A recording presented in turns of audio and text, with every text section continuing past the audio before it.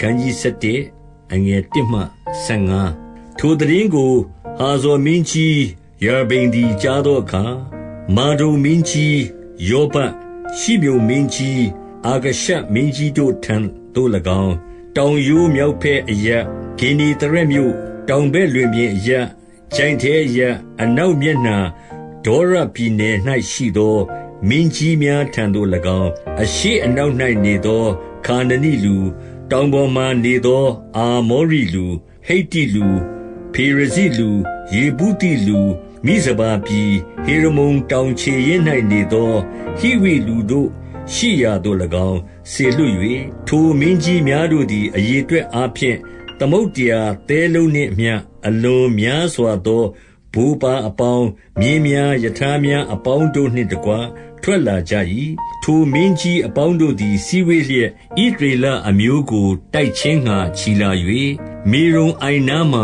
တဆုတီတက်ချလျက်နေကြ၏ထာဝရဘုရားကလည်းသူတို့ကိုမကြောက်နှင့်ငါသည်နက်ဖြန်နေ့ယခုအချိန်၌ဣသရေလအမျိုးရှိမှထိုသူအပေါင်းတို့ကိုအသေးအံ့မည်မြင်းတို့၏ခြေကြောကိုဖြတ်ရမည်ယထာတို့ကိုမိရှို့ရမည်ဟုယောရှုအားမိန့်တော်မူ၏ယောရှုသည်လည်းမိမိစစ်သူရဲ့အပေါင်းတို့နှင့်တကွမေရုံအိုင်နာသို့အမှတ်တမဲ့စစ်ချီ၍တိုက်လေ၏ထာဝရဘုရားသည်သူတို့ကိုဣသရေလအမျိုးသားတို့လက်၌အပ်တော်မူသဖြင့်သူတို့ကိုလှုပ်ကြံ၍ဇိဒုန်ရဗာမြို့မိတရဖောသမိမ်မြို့အရှိမျက်နာမိဇပါချိုင်တိုင်အောင်လိုက်၍တယောက်ကိုမျှ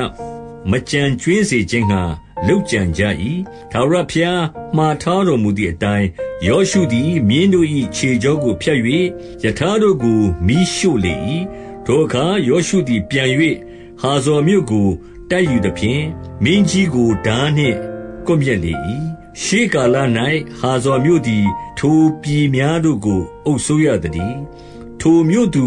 မြို့သားအပေါင်းတို့ကိုဓာနှင့်ကွပ်မျက်သဖြင့်တယောက်ကိုမျှအသက်ရှင်စေခြင်းငှာမထားရှင်းရှင်းဖျက်ဆီး၍မြို့ကိုလည်းမီးရှို့လေ၏ထာဝရဘုရား၏ကျွန်မောရှေမှားထားသည့်အတိုင်းထိုမင်းကြီးများအစိုးရသောမြို့ရှိသမျှတို့နှင့်မင်းကြီးအပေါင်းတို့ကို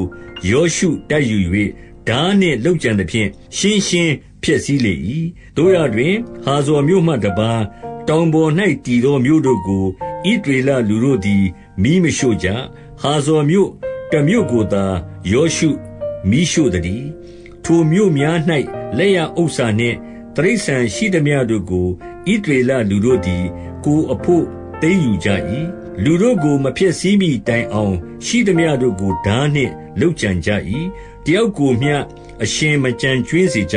ထာဝရဘုရားသည်မိမိကျွန်မောရှေကိုမှားထားတော်မူသည့်အတိုင်းမောရှေသည်ယောရှုကိုဆင့်ဆို၏ယောရှုလည်းထိုသို့ပြုလေ၏ထာဝရဘုရားသည်မောရှေကိုမှားထားတော်မူသမျှသောအမှုတစုံတစ်ခုကိုလှပ်၍မထားအငယ်16မှ23ထိုသို့စိရလန်းတွင်ရှိသောဟာလက်တောင်မှဆ၍ဟေရမုန်တောင်ခြေရင်းလေဗနုန်ချိုင်း၌ရှိသောဗာလဂတ်မြို့တိုင်အောင်တောင်ပေါ်အရပ်တောင်မျက်နှာအရပ်ဂေါရှင်ပြည်ဂျိုင်းများလွင်ပြင်များဣသရေလတောင်ဣသရေလချိုင်းနှင့်တကွ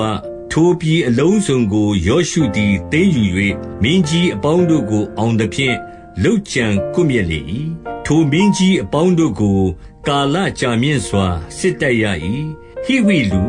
ဂိဗောင်မြို့သားမှတပါးဣသရေလအမျိုးသားတို့နှင့်မိဿဟာယဖွဲ့သောမြို့တစ်မြို့မျှမရှိအခြားသောမြို့ရှိသမျှတို့ကိုတိုက်၍အနိုင်သိမ်းယူရကြ၏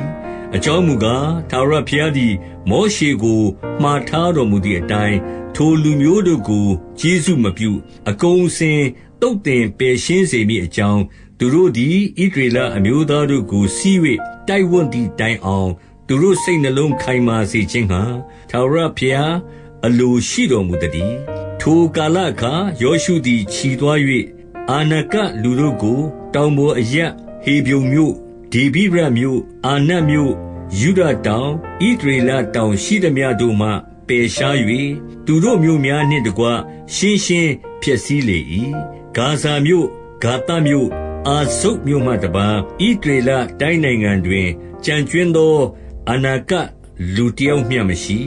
ထာဝရဘုရားသည်မောရှေကိုမိန့်တော်မူသမျှအတိုင်းယောရှုသည်ထိုပြည်တစ်လျှောက်လုံးကိုသိမ်းယူ၍ဣသရေလအမျိုးနွယ်အသီးသီးတို့အားအမွေပေးသဖြင့်တပြည်လုံးစစ်ငြိမ်းလေ၏ယောရှုမှတ်စာအခန်းကြီး7အငယ်1မှ6ယော်ဒန်မြစ်အရှိနေထွက်ရာဘက်၌အာနုန်မြစ်မှစ၍ဟေရမုန်တောင်တိုင်အောင်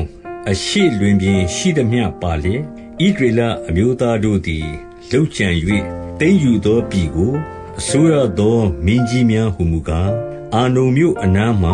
အာရော်မြို့မြစ်တဝက်ဂိလဒ်ပြည်တဝက်မှစ၍အာမုန်ပြည်စွန်းအပိုင်းခြားယဗ္ဗုတ်မြစ်တိုင်အောင်၎င်းအရှိမျက်နှာ၌လွင်ပြင်မှဆ၍ဂင်ဒီတရက်အိုင်နှင့်လွင်ပြင်အိုင်ဒီဟုသောတောတုံအိုင်အရှိဘက်ဘက်ရှိရှိမုတ်မြို့သို့တွားရာလမ်းအာဇုတ်ပိတကာမြို့အနားတောင်မျက်နှာမှလာရာလမ်းတိုင်အောင်၎င်းအစိုးရ၍ဟေရှဘုန်မြို့၌နေသောအာမောရိရှင်ဘုရင်ရှိဟုန်တပါဟေရမုန်တောင်နှင့်တာလကပြည်ကို၎င်းဂေရှုရီလူမာခတိလူနေသောပြည်စွန်းတိုင်အောင်ဘာရှံပြည်တလျှောက်လုံးကို၎င်းဟေရှဘုန်ရှင်ဘုရင်ရှိဟုန်ပိုင်သောနိုင်ငံစွန်းတိုင်အောင်ဂိလဒ်ပြည်တဝက်ကို၎င်းအစိုးရ၍အာရှတရုတ်မြို့ဧဒြိမြို့၌နေသောအလွန်ကြီးမားသောလူမျိုးတဲကကြံကျွင်းသောသူဘာရှံရှင်ဘုရင်ဩဃတပါထိုရှင်ဘုရင်နှစ်ပါးကိုထာဝရဘုရား၏ကျွန်မောရှေနှင့်ဣသရေလအမျိုးသားတို့သည်လှုပ်ကြံ၍ထာဝရဘုရား၏ကျွန်မောရှေသည်သူတို့ပြည်ကိုရုဗင်အမျိုးဂဒ်အမျိုးမနာရှေအမျိုးတဝက်တို့အားအပိုင်ပေးလေ၏အငယ်9မှ24ယော်ဒန်မြစ်အနောက်ဘက်မှလေဗနုန်ချိုင့်၌ရှိသောဘာလဂတ်မြို့မှစ၍စီရလန်းတွင်ရှိသောဟာလက်တောင်တိုင်အောင်တောင်ပေါ်အရပ်ချိုင့်ထဲအရပ်လွင်ပြင်အရပ်စမ်းရည်တွင်အရပ်တောအရပ်တောင်မျက်နှာအရပ်ဟိတ္တိလူအာမောရိလူခါနနိလူဖေရဇိလူဟိဝိလူယေဗုတိလူနေရာယောရှုနှင့်ဣသရေလအမျိုးသားလှုပ်ကြံ၍ယောရှုသည်ဣသရေလအမျိုးနွယ်အသီးသီးတို့အားအပိုင်ပေးသောပြည်ကိုအစိုးရသောမင်းကြီးများဟုမူကားယေရိခေါမင်းကြီးတပါဘေသလမြို့အနားမှအာဣမင်းကြီးတပါယေရုရှလင်မင်းကြီးတပါဟေဗြုန်မင်းကြီးတပါယာမုတ်မင်းကြီးတပါလာခိရှမင်းကြီးတပါဧဂလုန်မင်းကြီးတပါဂေဇာမင်းကြီးတပါဒေဗိရမင်းကြီးတပါဂေဒါမင်းကြီးတပါဟောမာမင်းကြီးတပါအာရတ်မင်းကြီးတပါ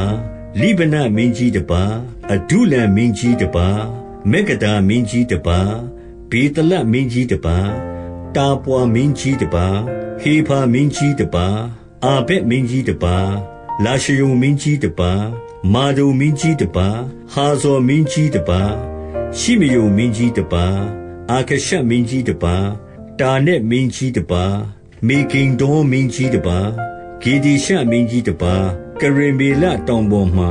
ယောကနန်မင်းကြီးတပါဒေါရပြည်နယ်မှဒေါရမင်းကြီးတပါဂိလဂါလပြည်မှဂေါအိမ်မင်းကြီးတပါတိရဇမင်းကြီးတပါမင်းကြီးပေါင်း30ပါးတည်းခန်းကြီး73အငယ်1မှ8ယောရှုသည်အို၍အသက်ကြီးရင်သောအခါထာဝရဘုရားကတင်းသည်အို၍အသက်ကြီးရင်ပြီသိမ်းယူရမည်မြေလဲအများကြံသေး၏ကြံသောမြေဟုမူကားဖိလိတ္တိပြည်မှစ၍ဂေရှုရိပြည်လျှောက်လုံးအဲဂုတ္တုပြည်အရှေ့ရှိဟောရမြစ်မှစ၍မြောက်မျက်နှာ၌အေဂျုံမြို့နယ်တိုင်အောင်ခါနနိလူနေသောပြည်ဖိလိတ္တိမင်း9ပါးတည်းဟုသောဂါဇတိလူအာဇောတိလူဧရှကလောနိလူဂိတ္တိလူဧကြောနိလူနှင့်တကွအာဝိလူနေသောပြည်တောင်မျက်နှာမှစ၍အာမောရိပြည်အာဖက်မြို့တိုင်အောင်ခါနနိပြည်လျှောက်လုံးနှင့်ဇိဒုန်ပြည်အနားမှရှိသောမာရာပြည်နေထွက်ရာဘက်ဟေရမုန်တောင်ခြေရင်း၌ဘာလဂတ်မြို့မှစ၍ဟာမတ်ပြည်အဝင်တိုင်အောင်ဂေဗလပြည် လေဗနုန်ပြည်တလျှောက်လုံးကျန်တည်းလေဗနုန်တောင်မှစ၍မိတရဖောသမိန်မြို့တိုင်အောင်တောင်ပေါ်၌နေသောသူနှင့်ဇိဒေါနိလူအပေါင်းတို့ကိုဣသရေလအမျိုးသားရှေ့မှငါနှင်ထုတ်ပြီတို့ဖြစ်၍ငါမှာထားသည့်အတိုင်းစည်ရန်ပြုလျက်ထိုမြေကိုဣသရေလလူတို့အားအမွေဝေဖန်လော့ယခုမှဤပြည်ကိုဣသရေလအမျိုးကိုးမျိုးနှင့်မနာရှေအမျိုးတဝက်တို့အားအမွေဝေဖန်လော့ရုဗင်အမျိုးဂဒ်အမျိုးမနာရှေအမျိုးတဝက်တို့သည်ယော်ဒန်မြစ်ရှေ့ဘက်မောရှေပေးသည့်အတိုင်းမိမိတို့အမွေမြေကိုခံကြပြီဟုမိန့်တော်မူ၏အငယ်9မှ73ထာဝရဘုရား၏ကျွန်မောရှေပေးသောမြေဟုမူကားအာနုန်မြစ်နား၌ရှိသောအာရော်မြို့မြစ်အကွေ့၌ရှိသမျှသောမြို့တို့နှင့်တကွဒိဘုန်မြို့တိုင်အောင်မေဒဘလွင်ပြင်တလျှောက်လုံးအာမုန်ပြည်စွန်းတိုင်အောင်ဟေရှဘုန်မြို့၌မင်းပြုသောအာမောရိရှင်ဘုရင်ရှိဟုန်အစိုးရသောမြို့ရှိသမျှဂိလဒ်ပြည်ဂေရှုရိလူမာကတိလူနေသောပြည်ဟေရမုန်တောင်ရှိသမျှတာလကပြည်တိုင်အောင်ဗာရှန်ပြည်တလျှောက်လုံးအလွန်ကြီးမားသောလူမျိုးတဲကကြံကျွင်းသောသူအာရှတရုတ်မြို့ဧဒြိမြို့၌မင်းပြုသောဗာရှန်ရှင်ဘုရင်ဩဃ၏နိုင်ငံတလျှောက်လုံးပါတည်းထိုမင်းတို့ကိုမောရှေသည်လှုပ်ကြံ၍ပယ်ရှားလေ၏တို့ရတွင်ဣသရေလလူတို့သည်ဂေရှုရိလူမာခတိလူတို့ကိုမနှင်ထုတ်ကြထိုလူမျိုးတို့သည်ယနေ့တိုင်အောင်ဣသရေလအမျိုးသားတို့နှင့်အတူနေကြ၏အငယ်14မှ23လေဝိအမျိုးအားအမွေကိုမပေးဣသရေလအမျိုး၏ဘုရားသခင်ထာဝရဘုရားအားမီးဖြင့်ပူဇော်သောရစ်တို့သည်အမိန့်တော်ရှိသည့်အတိုင်းသူတို့အမွေဖြစ်သည်မောရှေသည်ရုဗင်အမျိုးသားအဆွေအမျိုးအသီးသီးတို့အားအမွေပေးသောပြည်များဟုမူကားအာနုန်မြစ်နား၌ရှိသောအာရော်မြို့မြစ်ကွေ့၌ရှိသမျှသောမြို့တို့နှင့်တကွမေဒဘလွင်ပြင်တလျှောက်လုံးဟေရှဘုန်မြို့နှင့်တကွလွင်ပြင်၌ရှိသမျှသောမြို့ဒိဘုန်မြို့ဗာမုတ်ပါလမြို့ဗက်ပါလမောင်မြို့ယဟာဆာမြို့ကေဒမုတ်မြို့မေဖက်မြို့ကိယယသိမ်မြို့ဇိဗမာမြို့ဂျိုင်းတွင်တောင်ပေါ်မှရှိသောဇာရက်ရှာဟာမြို့ဗက်ပေကုရမြို့အာဇုတ်ပိတကာမြို့ဗက်ရှေရှိမုတ်မြို့လွင်ပြင်၌ရှိသမျှသောမြို့တို့နှင့်တကွဟေရှဘုန်မြို့၌မင်းပြုရသောအာမောရိရှင်ဘုရင်ရှိဟုန်၏နိုင်ငံတလျှောက်လုံးကိုပေးသည်ထိုရှင်ဘုရင်ကို၎င်းထိုရှင်ဘုရင်ချီးမြှောက်၍သူ့ပြည်၌နေသောမိဒျန်မင်းကြီး9ပါးဣဝိယေကင်စုရဟုရယေဘတို့ကို၎င်းမောရှေသည်လှုပ်ကြံလေ၏ပရောဖက်လုပ်သောဘောရသားဗာလံကိုလည်းအသေးခံရသောသူတို့နှင့်ရော၍ဣသရေလလူတို့သည်ဓာနှင့်ကွပ်မျက်ကြ၏ရုဗင်အမျိုးသားနေရာအပိုင်းခြားကားယော်ဒန်မြစ်နှင့်မြစ်ကမ်းပါးသည်ဤ၍ကားရုဗင်အမျိုးသားအဆွေအမျိုးအလိုက်အမွေခံရသောမြို့ရွာများပေတည်းအငယ်24မှ28မောရှေသည်ဂဒ်အမျိုးသားအဆွေအမျိုးအသီးသီးတို့အားအမွေပေးသောပြည်များဟုမူကားယာဇာမြို့မှစ၍ဂိလဒ်မြို့ရှိသမျှတို့နှင့်တကွရဗ္ဗာမြို့ရှိ၌ရှိသောအာရော်မြို့တိုင်အောင်အာမုန်ပြည်တဝက်ဟေရှဘုန်မြို့မှစ၍ရာမတ်မိဇပါမြို့ဘေတောနေမြို့တိုင်အောင်၎င်းမဟာနေမြို့မှစ၍ဒေဗိရမြို့နှင့်တိုင်အောင်၎င်းပါတောပြည်ဂျိုင်း၌လည်းဘေတရံမြို့ဗက်နိမရမြို့တုကုမြို့ဇာဖုန်မြို့အစရှိသောယော်ဒန်မြစ်အရှေ့ဘက်ယော်ဒန်မြစ်အပိုင်းခြားဂေနီတရက်အိုင်နာတိုင်အောင်ဟေရှဘုန်ရှင်ဘုရင်ရှိဟုန်ပိုင်သောနိုင်ငံကြံကျွင်းသမျှကိုပေးသည်ဤ၍ကဂဒ်အမျိုးသားအဆွေအမျိုးအလိုက်အမွေခံရသောမြို့ရွာများပေသည်အငယ်29မှ33မောရှေသည်မနာရှေအမျိုးတဝက်အားအမွေပေး၍မနာရှေအမျိုးသားတဝက်သည်အဆွေအမျိုးအလိုက်အမွေခံရသောပြည်များဟုမူကားမဟာနေမြို့မှစ၍ဗာရှန်ပြည်သည်ဟုသောဗာရှန်ရှင်ဘုရင်ဩဃ၏နိုင်ငံတလျှောက်လုံးဗာရှန်ပြည်၌ပါသောယာဣရမြို့60ကို အမွေခံရသည်ဂိလဒ်ပြည်တဝက်ဗာရှန်ပြည်၌ဩဃနိုင်ငံ၏အဝင်အာရှတရုမြို့နှင့်ဧဂျိမြို့တို့ကိုမနာရှေသားမာခိရ၏သားမြေတဝက်အဆွေအမျိုးအလိုက်ပိုင်ရကြ၏ဤရွေ့ကားမောရှေသည်ယော်ဒန်မြစ်အရှေ့ယေရိခေါမြို့တစ်ဖက်မောဘလွင်ပြင်၌အမွေဝေဖန်သောပြည်များပေတည်းလေဝိအမျိုးအားအမွေကိုမပေးဣသရေလအမျိုး၏ဘုရားသခင်ထာဝရဘုရားသည်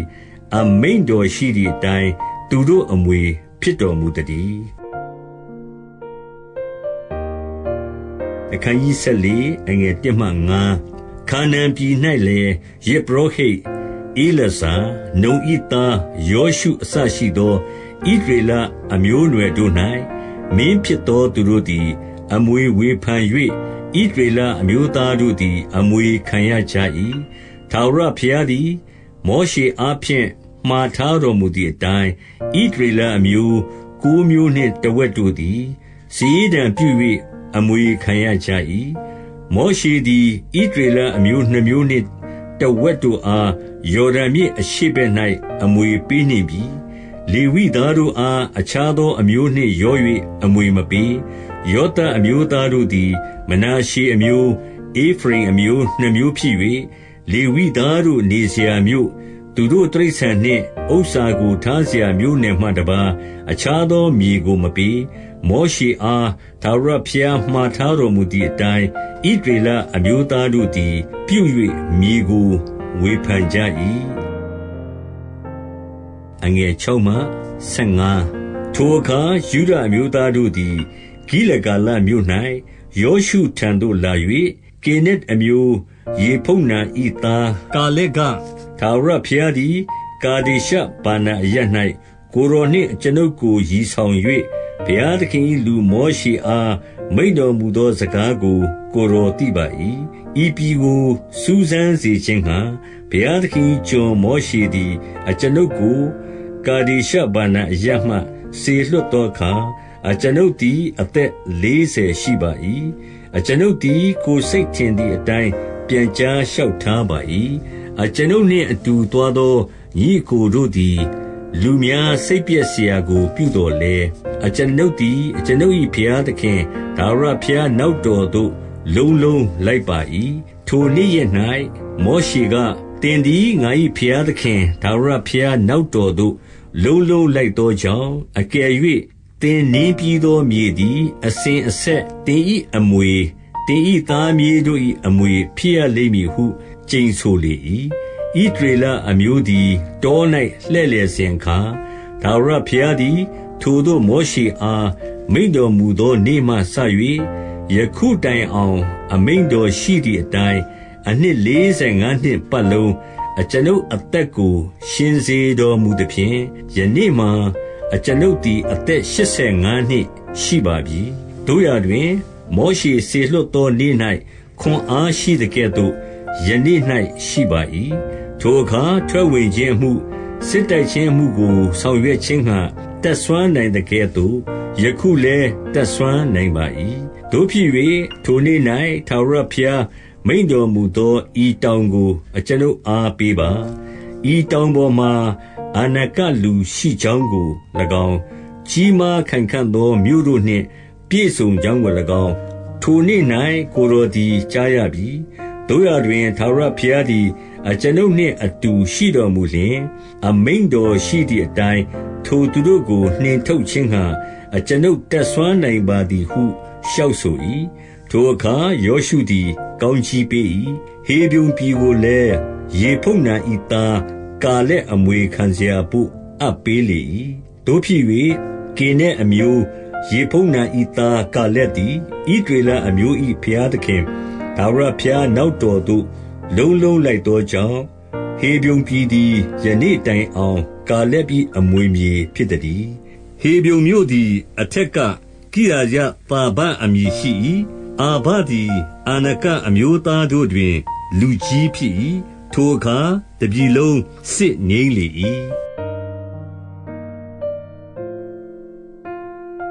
အခန်းကြီး15အငယ်1မှ12 ရှုဒမျိုးသားတို့သည်စေးဒံပြု၍အဆွေအမျိုးလိုက်အမွေခံရသောမြေဟုမူကားတောင်မျက်နှာ၌ဧဒုံပြည်နယ်နှင့်နီးစပ်လျက်တေမန်ပြည်စွန်းမှစ၍ဇိနတော်ဖြစ်သောတောင်ဘက်အပိုင်းအခြားသည်တောတုံအိုင်၌တောင်အကွေ့မှထွက်၍တောင်မျက်နှာနာအကရာဘင်ကုန်းကိုရှောက်လျက်ဇိနရွာသို့ရောက်လေ၏တဖန်တောင်မျက်နှာနာကာဒေရှဘာနာရွာဟေဇယုံရွာအာဒါရွာကာကာရွာအာဇမုံရွာကိုရှောက်သဖြင့်အေဂုတိချောင်းသို့လိုက်၍ပင်လယ်၌ဆုံးလေ၏အရှေ့ဘက်၌တောတုံအိုင်သည်ယော်ဒန်မြစ်ဝတိုင်အောင်အရှေ့အပိုင်းခြားဖြစ်၏မြောက်ဘက်အပိုင်းခြားသည်ယော်ဒန်မြစ်သို့ဆင်းရာတောတုံအိုင်ခွေမှထွက်၍ဘေတောဂလရွာသို့၎င်းဘေတရာဘရွာမြောက်နားမှရှောက်လျက်ရုပင်သားဘောဟန်ဤကြောက်သို့၎င်းရောက်လေ၏အာခေါ်ချိုင်မြောက်ဘက်မှထွက်၍ဒေဘိရရွာသို့၎င်းမြစ်တောင်ဘက်အဒုံမိန်ကုန်းရှိ၌ရှိသောဂိလဂါလမြို့သို့၎င်းရောက်ပြီးမှအင်ရှေမက်အိုင်အင်ယောဂေလရွာလမ်းသို့လိုက်လျက်ဟိန်နုံသားဤချိုင်နာယေရုရှလင်မြို့ရာယေဗုတိအရတောင်ဘက်နားမှရှောက်၍ဟိန်နုချိုင်အနောက်ရေဖိန်ချိုင်မြောက်ဘက်၌ရှိသောတောင်ပေါ်သို့တက်လေ၏ထိုတောင်ပေါ်မှဆင်းပြန်၍နေဖတ်တော်ဆန်းရည်တွင်ကိုရှောက်သည်ဖြင့်ဧဖရုန်တောင်နှင့်ဆိုင်သောမြို့များသို့၎င်းကိရယတ်ယာယိန်မြို့ယာဗလာမြို့သို့၎င်းဘာလာမြို့အနောက်ဘက်နားမှရှောက်လျက်ဇိရတောင်သို့၎င်းခေသလုံတောင်ဒီဟုသောယာရင်တောင်မြောက်ဘက်နားမှရှောက်လျက်ဗက်ရှေမက်မြို့တိမနမြို့သို့၎င်းအေဂျုံမြို့မြောက်ဘက်နားမှရှောက်လျက်ရှိဂျုံရွာသို့၎င်းဘာလာတောင်သို့၎င်းယာဗနေလရွာသို့၎င်းရောက်၍ပင်လယ်၌ဆုံးလေ၏အနောက်ဘက်၌ပင်လယ်ကြီးနှင့်ပင်လယ်ကမ်းပါးသည်အနောက်အပိုင်းခြားဖြစ်၏ဤရွေ့ကားယုဒအမျိုးသားအဆွေအမျိုးလိုက်နေရာပြည်နယ်အပိုင်းအခြားဖြစ်တည်းအငယ်73မှ20ထာဝရဘုရားမှားထားတော်မူသည့်အတိုင်းယောရှုသည်ယုဒအမျိုးသားတို့တွင်ယေဖုန္နာ၏သားကာလက်အဖို့ဟေဗြုန်မြို့ကြီးဟုသောအာနကအဖအာဖ၏မြို့ကိုချပေးလေ၏ထိုမြို့တဲကကာလက်သည်အာနကသား3ယောက်ယေရှဲအဟိမန်တာလမဲတို့ကိုနှင်ထုတ်သောနောက်ကိရယတောဖာမီဟောင်းရှိသောဒေဘိရမြို့သားတို့ရှိရာသို့တဖန်ခြီသွား၍ကိရယတဖာမြို့တို့ကိုတိုက်ယူလုပ်ကြံသောသူအားငါသည်သမီးအာခတကိုပေးစားမည်ဟုဆိုလျင်ကာလက်ညီကေနဤသားဩတန်ယေလသည်ထိုမြို့ကိုတိုက်ယူ၍ကာလက်သည်သမီးအာခတကိုသူ့အားပေးစားလေ၏ထိုမိန်းမသည်ခရီးသွားစဉ်အခါလေတကွက်ကိုအဖ၌တောင်းခြင်းငှာလင်နှင့်တိုင်ပင်ပြီးမှမြဲပေါ်ကဆင်းလေ၏အဖကာလက်ကအဘယ်အလိုရှိသနည်းဟုမေးလျင်သမီးကကောင်းချီးပေးစေခြင်းပါ၏ကိုယ်တော်သည်တောင်မျက်နှာအရပ်ကိုပေးပါပြီစမ်းရွေတွင်တို့ကိုလည်းပေးတော်မူပါဦးဟုတောင်းသည့်အတိုင်းအဖသည်အထက်စမ်းရည်တွင်အောက်စမ်းရည်တွင်တို့ကိုပေးလေ၏ဤ၍ကယုဒအမျိုးသားအဆွေအမျိုးလိုက်ခံရသောအမွေမြေဖြစ်သည်အငယ်21မှ63ယုဒအမျိုးသားပိုင်သောမြို့များဟုမူကားဧဒုံပြည်နှင့်နီးစပ်သောတောင်ပိုင်း၌ကတ်စေလမြို့ဧဒေရမြို့ယာကုရမြို့ကိနမြို့ဒီမောနမြို့အာဒဒါမြို့ကေဒေရှမြို့ဟာဇော်မြို့ဣတနံမြို့ဇိဖမြို့တေလင်မြို့ဘာလုတ်မြို့ဟာဇော်မြို့တစ်ဟာဇော်မြို့ဟောင်းဒီဟုသောဟေဇယုံမြို့အာမန်မြို့ရှေမမြို့မောလဒမြို့ဟာဇကဒမြို့ဟေရှဘုံမြို့ဘဲပါလဲမြို့ဟာဇာယွာလာမြို့ဘေရရှိဘမြို့ဘိဇောတယာမြို့ဘာလာမြို့ဣအိမ်မြို့အာဇင်မြို့အေလတောလမြို့ခေတိလမြို့ဟောမာမြို့ဇီကလမြို့မာဒမနာမြို့တန်တနာမြို့လေပေါမြို့ရှိလဟေမြို့အိမ်မြို့ရေမုန်မြို့ရွာနှင့်တကွမြို့ပေါင်းက36မြို့သည်ကျိုင်းနဲ့လဲအေရှတောလမြို့ဇောရာမြို့အာရှနာမြို့ဇာနောမြို့အင်္ဂနေမြို့တာပွာမြို့ ဧနံမြို့ယာမုတ်မြို့အဒုလံမြို့စောခောမြို့အဇေကာမြို့ရှာရိမ်မြို့အဒိသိမ်မြို့ဂဒေရမြို့ဂဒေယောသိမ်မြို့ရွာနှင့်တကွမြို့ပေါင်းကား15မြို့တည်းထိုမှတပါဇေနံမြို့ဟာဒရှာမြို့မိဂဒလကမြို့ဒီလံမြို့မိဇဘာမြို့ယောကတေလမြို့လာခိရှမြို့ဘောဇကမြို့ဧကလုံမြို့ကံဗန်မြို့လာမန်မြို့ကိတလိမြို့ဂဒေရုမြို့ဗေဒဂုံမြို့နေမမြို့မေဂဒါမြို့ရွာနှင့်တကွ16မြို့တည်းထိုမှတပါလိဗနာမြို့ဧတာမြို့အာရှံမြို့ရိပတမြို့အာရှနာမြို့နေစီမြို့ကိလမြို့ဩခစိတ်မြို့မရေရှမြို့ရွာနှင့်တကွ9မြို့တည်းထိုမှတပါအေဂျုံမြို့နှင့်သူဆိုင်သောမြို့ရွာများအေဂျုံမြို့မှစ၍ပင်လေတိုင်အောင်အာဇုတ်မြို့နှင့်နီးစပ်သောမြို့ရွာများအာဇုတ်မြို့နှင့်သူဆိုင်သောမြို့ရွာများ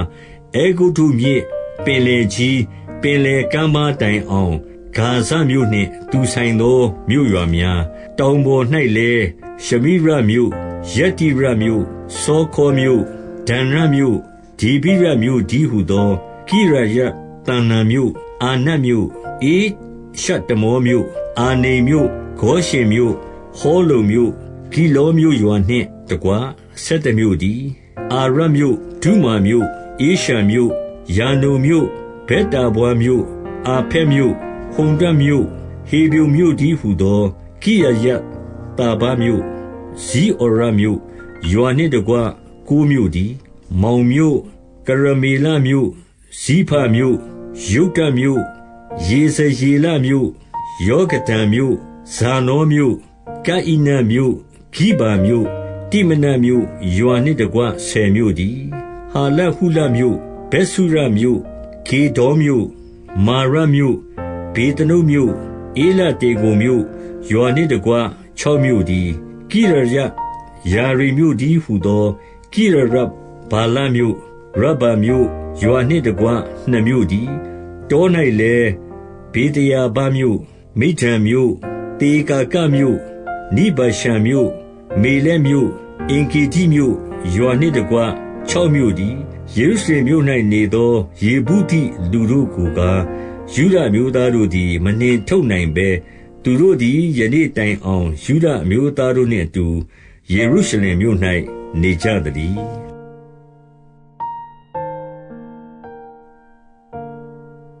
အခန်းကြီး16အငယ်1မှ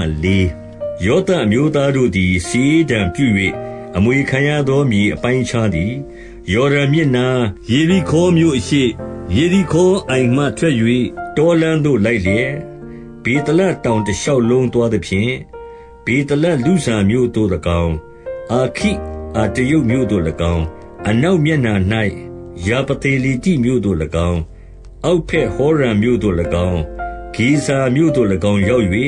ပင်လယ်၌ဆုံးလေ၏ထိုသို့ယောသပ်၏သားမနာရှေနှင့်ဧဖရိမ်တို့သည်အမွေခံရကြ၏အငယ်9မှ10ဧဖရိမ်မျိုးသားတို့သည်အဆွေအမျိုးအလိုက်နေသောမြေအပိုင်းခြားသည်အရှိဘက်၌အာတရုတ်အဒါမြို့မှအထက်ဘက်ဟောရုံမြို့သို့လိုက်၍မြောက်မျက်နှာ၌ပင်လယ်နာမိမေသမြို့သို့ထွက်၏တဖန်အရှိသို့မျက်နှာပြု၍တာနက်ရှိလောမြို့အရှိမှရှောက်လျက်ယနောဟမြို့သို့၎င်းယနောဟမြို့မှအာတရုတ်မြို့နာရတ်မြို့ယေရိခေါမြို့သို့၎င်းရောက်၍ယော်ဒန်မြစ်၌ဆုံးလေ၏တာပွာမြို့မှအနောက်သို့သွား၍ကာနမြစ်သို့လိုက်လျက်ပင်လယ်၌ဆုံးလေ၏ဤ၍ကမနာရှေအမျိုးသားတို့အမွေခံရသောမြေ၌ဧဖရိမ်အမျိုးသားတို့အဖို့ခွဲထားသောမြို့များနှင့်တကွာဧဖရိမ်အမျိုးသားအဆွေအမျိုးအလိုက်အမွေခံရသောမြို့ရွာများဖြစ်တည်းဂေဇာမြို့၌နေသောခါနနိလူတို့ကိုမနှင်ထုတ်ဘဲသူတို့သည်ယနေ့တိုင်အောင်ဧဖရိမ်အမျိုးသားတို့နှင့်အတူနေ၍အခွန်ပေးရကြ၏